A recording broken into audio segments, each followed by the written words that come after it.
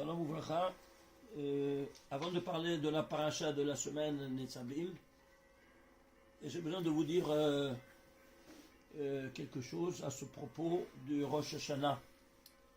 On m'a téléphoné en me disant qu'ils ont dit comment est-ce possible qu'il y a ici Torah Box, ils ont enseigné dans le hebdomadaire numéro 92 magazine que c'est strictement obligé de mettre le miel sur la table de Rosh Hashanah, alors que c'est tout le contraire. Et eux ils disent Al Pi Asod, encore en plus, ils disent Al Pi Asod, Al Pi Asod, on dit tout le contraire. Pourquoi c'est défendu de mettre le miel sur la table? La table, elle a pris la place du Misbeach après la destruction du sanctuaire, comme vous savez. Et les offrandes, qu'est-ce que c'est? Eh bien, c'est le manger qu'on met sur la table. Très bien. Alors toi, tu dis 3 fois par jour, dans les Ketoret, Kichol Seor vechol devash lo taktiru mimeno. Le Seor et le devash et le miel, lo taktiru mimeno, vous n'allez pas l'offrir. C'est-à-dire, tu ne vas jamais mettre sur l'autel du miel. Comment? Toi, tu dis 3 fois par jour cette règle, et tu fais tout le contraire de ce qu'on te dit. Non, franchement. Alors, comment est-ce possible? Faites ce que je dis, ne faites pas ce que je fais. C'est une contradiction la plus totale. Le Sod, il dit tout le contraire. Il dit c'est défendu de mettre le miel sur la table. Et quand tu dis les Shana Tova ou Metuka 4 des vaches, comme le miel, c'est pas parce que tu dois mettre le miel. Alors, tu veux un peu de miel, tu ne le mets pas sur la table, tu vas à la cuisine, tu prends de l'armoire un peu si tu veux manger le miel. Mais jamais mettre le miel sur la table, à plus forte raison à Rosh Hashanah. Et pourquoi? Parce que le sort et le dévache sont la symbolique de la rigueur.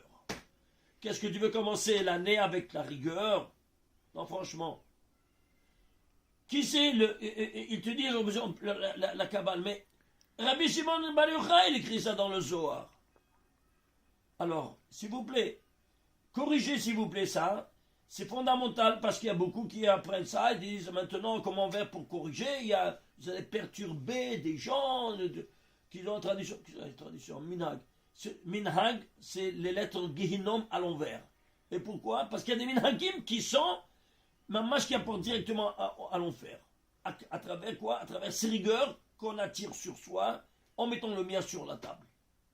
C'est clair maintenant? Maintenant, commençons la paracha de Netzavim. Paracha Netzavim, 51. Alors, on est sorti de la porte d'impureté, Kitetse 49. Kitavo, tu es venu à la porte 50. Maintenant, tu es arrivé, tu es à la porte 51. Tu es avec qui? Tu es avec ton Créateur. Et d'où tu sais ça? C'est simple. Fais la guématre de Ki Netzavim. C'est 192. Les Tagim, 56. Et les voyants, 46. Ça te fait 294. C'est quoi 294? Ishtabach chez moi. Eh bien, le nom de Dieu, il est écrit 1820 fois dans toute la Torah. Et il y a exactement, regardez ici, 294 fois accompagné par un article. Bachem, il y a 12 fois. Vachem, 22 fois. Kachem, 2 fois. Lachem, 255 fois. C'est même Meachem, 3 fois. Total 294. C'est-à-dire, qui c'est qui va accompagner la présence divine? Toi, Atem Netzavim, maintenant vous êtes ici debout devant moi. Et c'est vous qui m'accompagnez maintenant. Tu seras le 50, tu piges maintenant. Ishtabach, c'est bon. On comprend pas, fais la guématria non seulement des lettres, de toutes les 3 dimensions. Regarde ce qui se dévoile à tes yeux. Qui tu es toi? Tam Nitzavim, tu es debout devant qui? Devant ton Créateur. Et pourquoi? Tu l'accompagnes maintenant. Tu es l'accompagnateur. C'est incroyable. Alors c'est pour ça 294. Et qu'est-ce que c'est Na? Le 51. Na. En-na, elle a la chambre Bakasha. Il n'y a pas de Na que dans un langage de requête. Et à qui tu t'adresses? À ton Créateur. Eh bien, regarde, tu fais sigma de 1 à 51, c'est-à-dire la somme cumulative de 1 jusqu'à 51, ça te fait 3326. C'est quoi? c'est le nombre des versets qui contiennent tous les 1820 noms de Dieu. À qui tu t'adresses avec cette requête de Na. Alors, ceci étant dit, toute cette paracha, elle est rédigée en 40 versets. Pourquoi 40 versets? Eh bien, vous vous souvenez toujours de ce schéma-là, qu'on a pris tous les 4 mondes métaphysiques. Chaque monde, il est doté, qu'on étudie, Atzilut, Beria, Yetzira, Asiya. Il est doté chacun de 10 Séphirot. 10 Séphirot chacun. 40, tu es arrivé au bout de cette escalade métaphysique des 4 mondes. Ou dans la paracha de Netzavim, où vous tenez debout, ou ça, au sommet. 40 versets donc, il n'y a pas plus ni moins. Incroyable, hein? Regardez. Combien de mots? 657 mots. Pourquoi? C'est 9 fois 73. 73, c'est quoi? La Chokhma. C'est la première séphira. Chokhma, Binadan. Chokhma, c'est à droite, en haut. Le Keter, on n'étudie pas parce que c'est trop élevé. Alors, la première, c'est la Chokhma des 10. Donc, c'est la 9e. Il y a 9 séphirotes qui sont dans notre domaine d'étude. C'est pour ça 9 fois 73 qui est Chokhma, Ishtabach, Shemo. Et ça, c'est le papa. La Bina, c'est la maman qui engendre en bas. Tous les autres. Alors, combien de lettres il y a? Il y a 2575 lettres. C'est quoi? C'est 5 au carré par 103. 5 au carré, c'est quoi? C'est 25. On prend tous les 25 mondes, il s'agit. Tous les 25, il y a ici 5 mondes. Et chacun, il est en détail dans l'ADN. Tous ces 5. Parce que le 5e, on n'étudie pas. Vous vous souvenez? Il n'y a pas de lettres, il n'y a pas de... Non, on doit le prendre en considération. Donc, ici, c'est 400 animés par Yud, Kei, Vav, Kei. Ici, il n'y a plus de lettres. On ne peut pas étudier. Mais sache qu'il existe. Eh bien, tous ces 5, ils sont chacun dans l'ADN. Ici, il y en a 5. Ici, il y en a 5. Donc, au total, 5 fois 5, 25. Vous vous souvenez? Alors, ici, qu'est-ce que tu as? Tu as ces 25 mondes de lumière, n'est-ce pas? Représentés par les lettres. 103 fois toute cette infrastructure métaphysique. C'est quoi 103? Vous vous souvenez? C'est Yod Gimel écrit en entier. Les lettres qui représentent la valeur 13, qui est Rad, Yod, c'est 10. Et Gimel, c'est 3, ça fait 13. Yod en entier, ça fait 20. Gimel en entrée, ça fait 83, total 103. La plénitude de tout, c'est quoi? C'est tous ces 25 mondes, 103 fois, c'est-à-dire cette unité et unicité dans toutes ces dimensions-là que tu as maintenant présent, où ça? Dans la 51e paracha que tu devant toute cette infrastructure métaphysique. Mais vous vous rendez compte? On ne parle pas, on ne nous dit rien du tout, on nous dit simplement une infrastructure qui est super parlante. Alors tu vas comprendre que ici, qu'est-ce que tu as? Quelle colonne c'est? 238e colonne. C'est quoi 238? C'est 2 fois 119. Vous vous souvenez, le 119, il y a 119 fois le nom de Adam cité dans le récit des 7 jours de la création. Et pourquoi 2? Parce qu'il y a 119 masculines, 118 versions féminines. C'est pour ça que tous les deux, ils sont ici, Netzavim, toi et ta femme. Vous vous trouvez devant. C'est une dimension incroyable. Et si on va prendre maintenant, regardez, c'est incroyable. Si on va prendre maintenant les lettres, comme les lettres, il y a ces 2575 lettres, tu vas prendre moi chaque lettre. Et chaque lettre là, sa signification. C'est comme une brique qui construit cette infrastructure. Je voulais voir par exemple le Aleph. Le Aleph, il se trouve en présent, combien? 200, regardez ici, le Aleph, 232 fois. Je t'embarque chez moi. Pourquoi 232? Eh bien c'est simple, toute cette infrastructure, vous vous souvenez? Les 4 mondes, ici il y a Ab, Sak, Maouben, 72 plus 63 plus 45 plus 52, ça nous fait 232. Cette unicité, le Aleph, l'unicité de tout ça, qu'est-ce que tu as? Eh bien 232. Le Aleph sera présent ici 232 fois. Le bête, oui, comme il se trouve? Et il se trouve, c'est quoi? Le bête, c'est la maman. Aleph, c'est la Horma. Bête, c'est la Bina. Bête, c'est la Bina, c'est quoi? C'est la maman. Et je trouve combien? 164 fois. Pourquoi 164? Regarde, c'est simple. Parce que 164, c'est 4 fois 41. 41, c'est M, la maman. Dans les 4 mondes. A est le 5e monde. D'où est-ce qu'il vient le bête? Vous savez d'où est-ce qu'il vient le bête? Regardez s'il vous plaît. Prenez le P. Vous voyez le P ici? Regardez ici le P. Regardez qu'est-ce qu'il y a dans le P. Vous voyez? Il y a un bête. C'est-à-dire, Dieu a écrit la Torah avec deux feux. Le feu noir et le feu blanc. Le feu noir, c'est l'encre. Et le feu blanc, c'est le contour des lettres. Alors c'est pour ça qu'on ne peut pas toucher le parchemin de la Torah. Il y a une dimension cachée du cachet. On ne connaît pas comment on lit ces 22 autres lettres blanches. Mais ils nous ont dévoilé seulement une seule lettre. C'est quoi? La lettre bête qui est dans le P. C'est l'unique. Eh bien, le P, combien de fois il se trouve ici présent? 41 fois. C'est la 5e fois 41. Une fois le P, c'est le contour. Et l'interne, c'est 4 fois 41. Ça fait 5 fois 41. C'est pas incroyable? Regardez ces discours silencieux, ésotériques, que personne ne voit. Et pourquoi? Parce que tu dois compter, toi, chaque lettre, combien de fois elle est présente. Et chacune, elle a sa signification le plus spectaculaire. Par exemple, le Hey. Je prends quelques exemples. Je ne peux pas faire une conférence seulement sur ces 22 lettres. Sur le Hey, il se trouvera 314 fois dans toute la paracha. Pourquoi 314? Parce que le Hey, regardez ici. Le Hey, il s'écrit de 3 modalités. Hey en entier, Hey de Yudin, Hey de Alfin, Hey de Hein. Alors si tu fais le total, ça fait 31. Puisque c'est de 3, tu fais la racine cubique, pour savoir combien ça coche à quoi. C'est 3, 14. Et comment il se trouve ici? Hey, 314. Tu piges? Et c'est quoi 3,14? Eh bien, c'est le Shem Shagai. Shamar de l'Alami, Dai, 314. On en a déjà parlé plusieurs fois, les autres fois. Bon, alors, on n'avait pas une idée comment chacune il a sa signification de la manière un peu spectaculaire.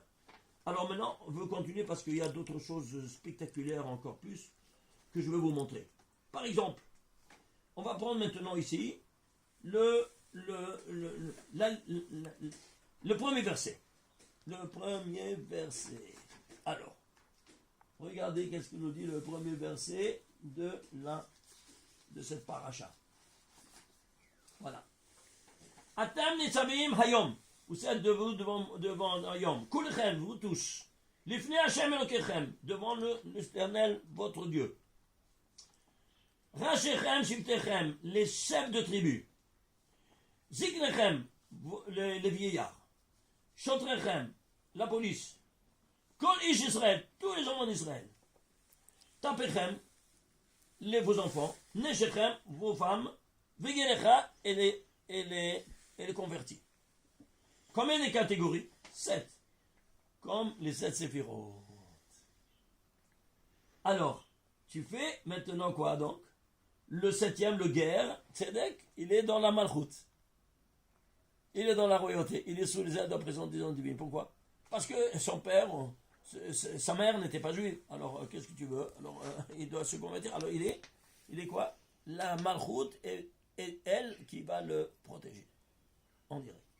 Alors maintenant ici, tu fais la guématria de toutes ces 7 catégories. Ça te fait le total 3464. C'est quoi 3464? Ce n'est autre que 2 en puissance 3 par 433. 433 c'est quoi? C'est 85. Et 2 en puissance 3 c'est 8. Quoi c'est quoi 85? 85 c'est la Mila. Guématria Mila. Qui a été fait au 8e jour. De toutes ces 7 catégories-là. C'est pour ça que vous êtes là. Ça, c'est la condition sine qua non pour que tu te trouves devant moi. Si tu te trouves devant moi, bara, dehors. C'est pour cela qu'un converti, s'il veut étudier la Torah, eh bien, il doit, avant tout, quoi donc, se circoncire. Avant tout.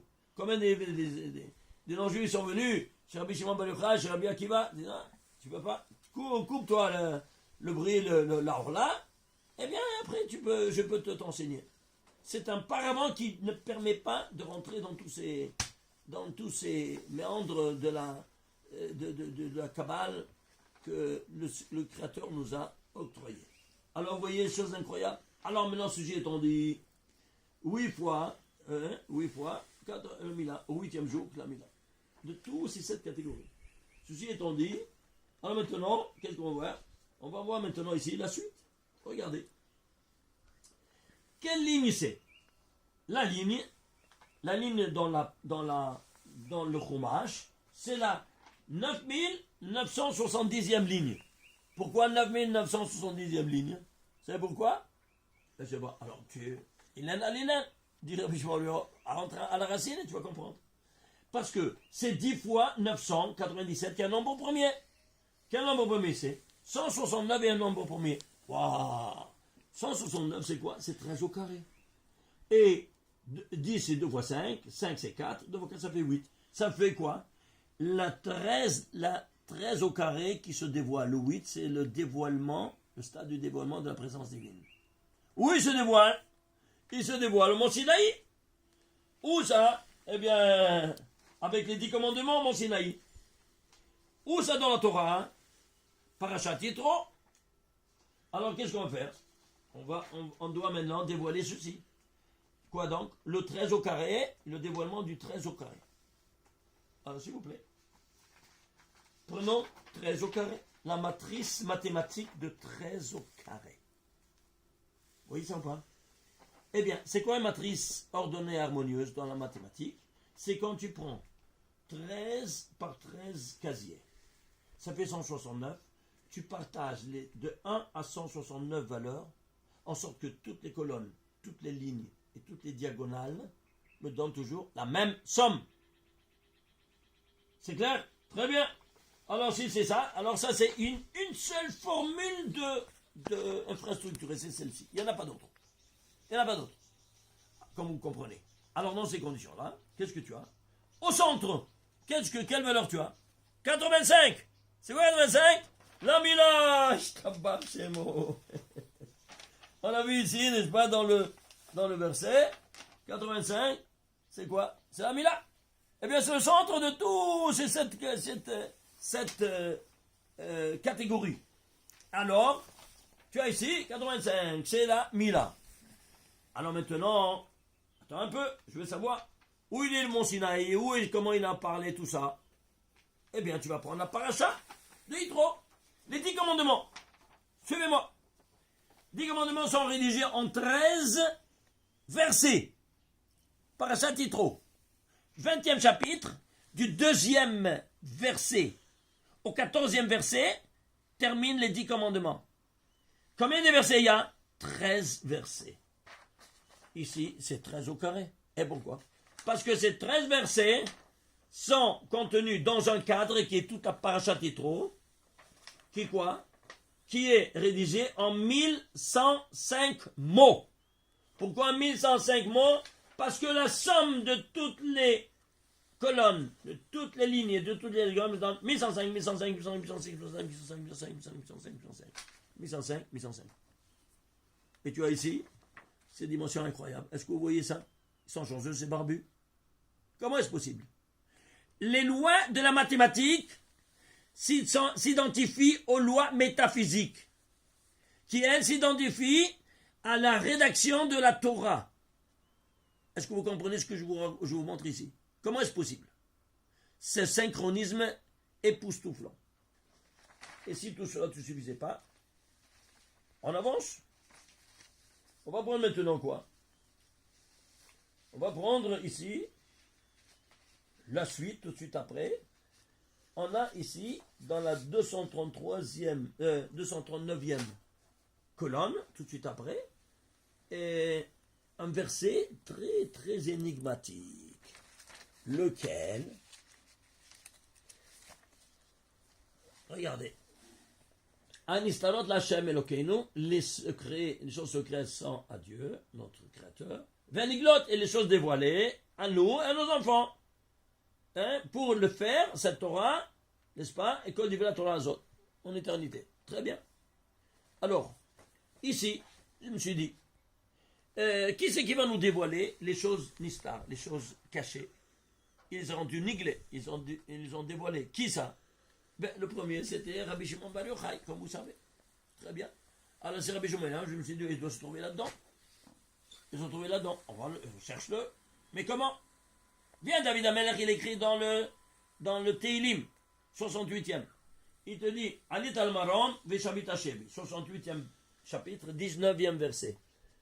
Alit al-Maron, tu es monté au ciel, et tu retournais en Chevi. C'est-à-dire quoi, Chevi? En captivité. Captivité, c'est quoi en captivité? Prisonnier. C'est-à-dire quoi? Tu retournais en Gilgoul dans un autre corps matériel. Et chez qui? Eh bien, chez Rabbi Shimon Bar Yochai. Chevi, c'est Shimon Bar Yochai. Vous voyez ça pas? Les initiales. Captivité, Shimon Bar Yochai. Après, il est retourné en Gilgoul encore chez qui? Chez le Harizal. 1500 ans après. Comment il s'appelle Harizal? Yitzhak ben Shlomo. Chevi à l'envers. Chevi. Après, il est parti de nouveau, malheureusement, à 37 ans, parce qu'il dit le d'or n'était pas où il n'était pas à la hauteur de recevoir tout secret. Et si vous serez méritant, je retourne. Et il est retourné chez qui? Chez le Rachash. Qui c'est le Rachash? Shalom ben Yitzhak. Rabbi Shalom Sharabi. Ce sont les initiales. Shalom Sharabi. La famille. C'était un du Yémen. Eh bien, il s'appelle Shalom ben Israël. Donc, Chevi. La folie ou pas?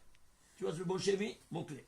Que David Amelech, il a écrit ça, ça n'a rien à te dire. Chapitre 68, pourquoi c'est Haïm? Pourquoi? Parce qu'il s'occupe de Etza Haïm. Et tout le monde 68 chapitres sans rien te dire. Alors, dans ces conditions-là, je me suis dit, il doit se trouver ici, Rabbi Shimon. Regardez ici. La Hassot. Regardez ici le chine de la Hassot. Voyez? Vous avez un saut de 3 lettres. 1, 2, 3, ça fait un mem. 1, 2, 3, ça fait un aïn. 1, 2, 3, ça fait un vav. 1, 2, 3, ça fait un noun. Ça fait Shimon en saut de lettres de 3. Pourquoi écrit à l'envers? Parce qu'il retourne en Gilgoul. Alors c'est à l'envers dans ce monde qui est ou à l'envers. Et pourquoi 3 sauts de 3? Parce qu'il y a 3 Gilgoulim. Stop! Le Rachash est venu, il nous a donné tout le jour en Arour, n'est-ce pas, de la Kabbale. Maintenant, toi d'étudier et de l'appliquer. Vous comprenez ça ou pas? Alors maintenant, dans ces conditions-là, qu'est-ce qu'on va faire? On va prendre maintenant ici la valeur numérique de tout le verset. Le valeur du verset, c'est combien? 4729. Regardez maintenant la fonction de ce verset. De la Kabbale qui étudie la Kabbale, qu'est-ce qu'il fait? Alors tu prends la Gematria de tous les Tagim. Les Tagim, c'est 364. C'est le couronnement. Quoi c'est la couronne? La couronne 364, c'est quoi? Eh bien, c'est le nombre des jours de l'année. Pourquoi pas 365? Parce que déjà, il est couronné. Yom Kippour, c'est l'unique jour où il n'y a pas le Satan. Ah, il y a les autres jours, le Satan. Seulement Kippour, il n'y a pas. Ah, c'est pour ça qu'ils seront couronnés de 364. Quand tu étudies le Sod, tu as mis à la porte l'ange de la mort. Pire que ça, regardez si vous faites la Gematria de les lettres, les Tagim et les voyelles. Et qu'est-ce que tu as? Ah, ici, plus, qu'est-ce que c'est les 11? Il y a ici l'ano ulvanenu. Vous voyez ici, l'ano ulvanenu. Il y a ici, il y a 11 lettres qui sont pointillées, un point sur elle. Un point, c'est un yod. Et combien donc? Ici, il y a encore à tenir en considération ces 11 points. Ça te fait combien? 5764. C'est quoi? C'est dans les 4 mondes, 11 fois 131. Tu sais c'est quoi 131? C'est le nom de l'ange de la mort. C'est 11 points qui représentent les 11 Ketoret qui, eux, ont la force de faire fuir l'ange de la mort. Tout comme l'étude la plus élevée qui est l'étude de la Kabbale. Vous vous rendez compte? Regardez ce que ça fait, la puissance de l'étude du Zohar. Rabotai, vous n'avez pas une idée. Qu'est-ce que vous ratez quand vous n'étudiez pas le Zohar? Mais pour cela, il faut un guide. S'il n'y a pas de guide, on ne peut pas. Sans le guide, ce n'est pas Kabbalah. Vous comprenez? C'est quelque chose de fondamental, ce que je suis en train de vous montrer. Alors, la force, qu'est-ce que tu as? Eh bien, tu fais ici, tu vas encore en les racines. Ça, c'est le 6e nombre premier, ça, c'est le 33e nombre premier. Eh bien, qu'est-ce que tu as? Tu as 2 fois, tu as combien? Par 2, par 4, attention, n'oublie pas ici, le 2 au carré. Alors ça te fait le total 2 fois 216. À savoir, les 216 rigueurs que tu vas, Dina Kashia, du premier jour de Rosh Hashanah, et Dina Rafia, 216, qu'on avait déjà étudié, sur le Dina Rafia de Rosh Hashanah. C'est pour ça qu'il y a 2 jours, chacun 216. Voilà comment tu vas adoucir toutes les rigueurs.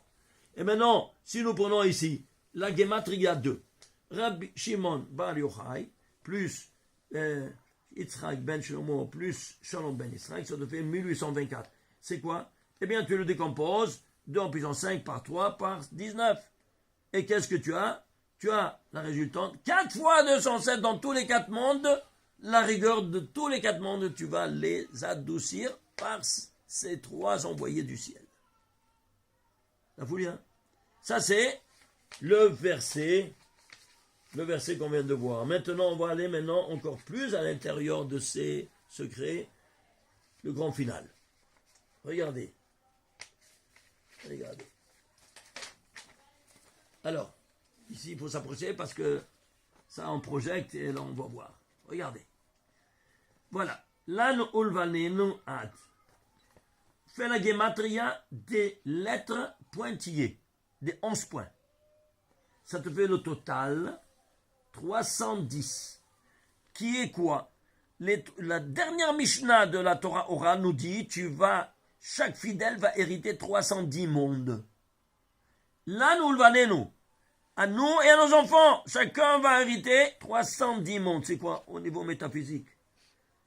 Le Havaï, Yesh, à mes aimants, je donnerai Yesh. C'est comme Yesh, c'est 310. Comme ça dit la dernière Mishnah de la Torah orale. Et donc, ça c'est l'héritage qu'on va recevoir à nous et à nos enfants. Combien des tagim? 98. Combien des voyelles? 108. Le total, 516. Et alors, une minute, tu n'as pas calculé ici la gematria des 11 points. Ça te fait combien? 110. Plus 110, ça te fait 626. C'est quoi? C'est 2 fois 313. 313, c'est quoi? C'est 66. 2 fois 66e 66. C'est quoi 66? Écris Shishim Beshesh en entier. Shishim Beshesh, ça te fait 1256. Et c'est quoi 1256? Vous vous souvenez? Eh bien, toute cette infrastructure des 4 mondes, ici maintenant, je vous la montre, qu'il y a ici, je répète de nouveau ici, Atzilut Yud Kei Vav Kei, ici le monde Ak. Ici, il y a les Ofanei HaKodesh. À leur tête, c'est Sandal. Ici, les Hayot HaKodesh, à leur tête, c'est Matat. Ici, dans la Bria, il y a les Séraphins. Et à leur tête, le ministre, c'est Akat. Si tu fais la Gematria, je ne peux pas dire le nom, il n'est pas en entier. Mais si tu prends le nom en entier, ça te fait 662 plus 314 plus 180, ça te fait 1256. C'est-à-dire 66, c'est quoi? C'est une sigle télégraphique pour nous dire cette escalade métaphysique que toi tu fais. Et quand Yaakov il a vu cette infrastructure, il a vu ça, tout ça dans le rêve. Il a rêvé, Sulam Mutsav Arsa, Sulam Mutsav Arsa.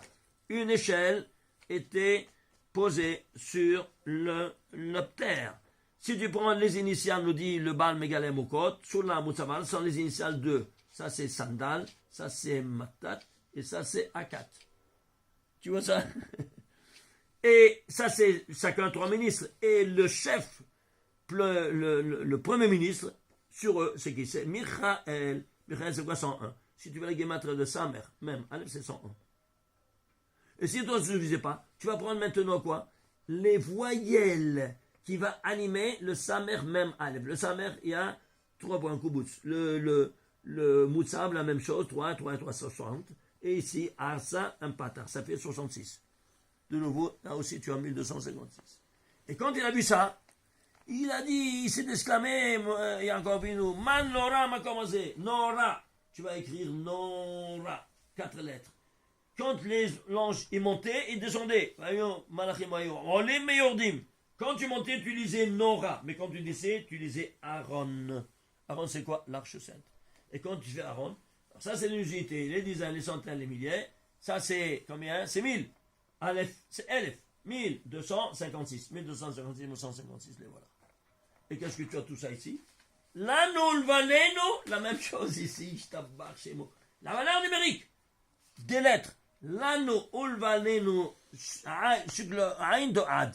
Le dernier n'est pas pris en considération. Et combien ça te fait? Ça te fait toute cette escalade métaphysique à 2 reprises. Monter et descendre. Tranquillement, tu es chez toi à la maison. Tu entends ça? Ça, à travers le saut. Attends un peu, c'est pas terminé. Ah, maintenant ici, qu'est-ce que tu as? Tu as ici, jusqu'ici. Mais on n'a pas pris en considération maintenant. Quoi donc? On va prendre en considération la dimension des les points. Alors, on va prendre ici le résultat final, c'est 626. Oui, 626. Maintenant, on va prendre les points hors makif. Ceux qui entourent, tout ça, c'est quoi? Le hors makif, c'est qui? Eh bien, tu vas prendre maintenant quoi? La lettre. Vous voyez ça, ici, c'est écrit ad. C'est le aïn. Sur le aïn, c'est la 11e lettre. Mais le dalet, il n'est pas pointillé. Alors, c'est le dalet qu'il va prendre en considération pour compléter. Là, nous a les 3 mots. Parce que le dalet, il est makif. Il englobe tous les 11 lettres précédentes qui sont pointillées. Le dalet, il a un tag. Il n'a pas de voyelle dans le contexte. Alors, dalet, c'est 4. Et le zain, c'est combien? 7. 7 et 4, 11. Eh bien, c'est le ol makif qui entoure tous ces 11-là. Ishtabach shemo. Alors, si c'est ainsi, ce 11-là, tu le prends en considération, c'est ol makif. Ça fait combien? 637. C'est quoi 637? Eh bien, ce makif-là, maintenant, il va te demander un autre makif encore. Lequel? Eh bien, Akadosh Baruch Hu, c'est lui qui est makif tout, qui englobe tout. Il s'associe maintenant à tout ça, tout ce makif de makif. Le grand final, regardez ici. Tu ajoutes le grand makif, ça te fait quoi? 638. C'est quoi 638? Ce n'est autre que la guématre de Abraham, Israël et Yaakov. Ishtabach Shemo. Et encore plus, c'est quoi? Ce sont les 3 patriarches de l'Anu Ulvanenu Adolam. Et 638 au niveau mathématique, c'est quoi? Ce n'est autre que 11 fois 29. Vous voyez ça? C'est-à-dire en nombre premier, je parle. Un nombre premier. Et qu'est-ce que tu as ici? Eh bien, le nombre, c'est quoi? 11 fois 29, c'est quoi? Le 29, c'est le 11e nombre premier. Ça devait quoi? 11 fois le 11e nombre premier. De nouveau, tout 11. Tout est pirouette autour de ce 11. C'est pas incroyable? Comment est-ce possible une chose pareille? Dites-moi vous. Et alors, ceci étant dit, tu vas comprendre maintenant ici tout le reste. Ici, que tu as ici les 11. Vous voyez ici, ça c'est 11. Ici, 11. Pourquoi? Pourquoi ce 11 fait 11? Parce que tout le faute de Adam Arishon, c'est qu'il a mangé le fruit défendu, que c'était la Hita. C'est combien Hita? 22. 11 étincelles de bien qui se sont mélangées avec les 11 étincelles de mal, que maintenant, les 3 patriarches doivent revenir en Gilgoul, que c'est le Gilgoul de Nefesh Ruach Neshama de Adam Arishon, et qui devra maintenant faire l'acte réparateur, à travers qui? À travers ces 3 patriarches qui vont mettre le 3e, le dernier, qui vont mettre au monde le 11e fils, que c'est Yosef, qui lui, il va représenter le blé. Dans le rêve, on lui montre que c'est une gerbe de blé, où il y a 11 autres qui se plient à lui, qui voulaient le tuer, c'est 11 du mal, qui voulaient le tuer maintenant qu'ils le reconnaissent et qui viennent le servir. Et qui va vivre 110 ans. C'est les 11 points par 10, ça fait 110. Tout et se retrouve maintenant ici comme le couronnement de toute l'histoire sainte à la fin de la Torah. Et vous vous rendez compte des choses pareilles? Et on ne voit rien, on voit simplement les points, les lignes, et puis c'est tout. On ne comprend pas. Tu veux voir la ligne? Alors prenons la ligne. Regardez, je termine avec ça. Ça fait 10 000 11e ligne, de nouveau. 10 000 plus 11, de nouveau, c'est 11. Depuis Bereshit. C'est pas de la folie. C'est-à-dire, il y a une myriade de lettres, pile, plus les 11, parce qu'il y a 11 en vertu de ces 11 points. Dans la 11e ligne. 10 000 11e ligne. Et il y a 11 points. Alors, allons voir la racine de cette valeur numérique. Ça te fait 3 fois 47 fois 71. 47, c'est le 16e nombre premier. Et 16, c'est quoi? Alors, attendez. 47, c'est 16. Et 71, c'est combien? C'est 21. 16 fois 21, combien ça te fait? C'est égal à 8 fois 42. Qu'est-ce qui se dévoile? Le dévoilement du nom divin 42, auteur de la création universelle, qui s'est fait dans 3. C'est quoi 3? Chevi. Rabbi Shimon Bar Yochai, le Harizal et le Rashas. Que lui, que ces 3, ils vont le dévoiler à travers leurs écrits de la Kabbalah. Ça, c'est la base de toute la Kabbalah. Le Zohar, le Harizal et le Rashash.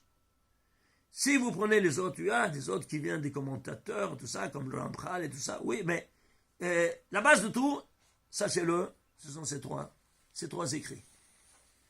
Donc, quelqu'un qui veut recevoir, parce que Kabbalah, c'est quoi? Kibalti, j'ai reçu. De qui? D'un maître qui l'a reçu. Sinon, ça ne s'appelle pas Kabbalah, attention, faites attention.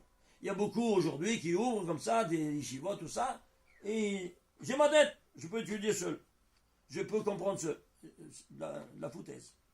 Des bobards. C'est clair? Parce que si tu n'as pas reçu, tu ne peux pas comprendre, parce qu'il y a beaucoup de contradictions. Dans le Zohar même, pourquoi? Parce que tu ne sais pas comment lire. Il dit ça, c'est tout le contraire. Ah là, c'est pas pour moi. Justement, il a écrit justement ces contradictions pour t'éjecter. Alors, tu veux recevoir, tu dois recevoir de quelqu'un qui a reçu. Et il te dit, regarde, il a écrit ça ici pour te dire cette chose-là, le cacher pour aller en contradiction et pour t'éjecter. Et pourquoi? Parce que si tu n'as pas reçu d'un maître qui va t'expliquer le monde pourquoi il écrit comme ça, alors tu vas rien comprendre. De là, donc, l'importance fondamentale de recevoir de quelqu'un reçu, et celui tu demandes qui a de ce maître, de qui il a reçu, de celui-là qui a reçu, incontesté. C'est là qu'il a reçu jusqu'à Moshe Rabbeinu. Sinon, ça ne s'appelle pas Kabbalah. Bon, ceci étant dit, on souhaite discussion Rabbot Neimot Vetovot et Shabbat Shalom et Bezrat Hashem à bientôt. Vous avez des questions? Il y aura une question pour pour le verset, lorsque vous avez calculé au début la guématria du verset, concernant les 11 points, vous les avez pris comme unité, vous avez pris 11. Oui. Et concernant les mots qui sont composés des 11 points, la deuxième guématria, vous avez compté les points comme un yud. Oui, parce que premièrement, il faut compter le yud, et après il faut compter les points. Il y a une double dimension qui s'offre à nous. Et les points, qui sont... on ne voit pas ça dans la Torah. Alors, le point, c'est une dimension.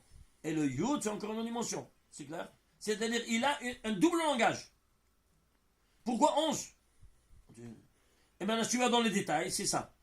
L'éclat et le prat et klal. Tu dis ce prat et klal? Lorsqu'on fait un zoom, il faut le compter comme un yud. Il faut le compter comme un yud. D'accord.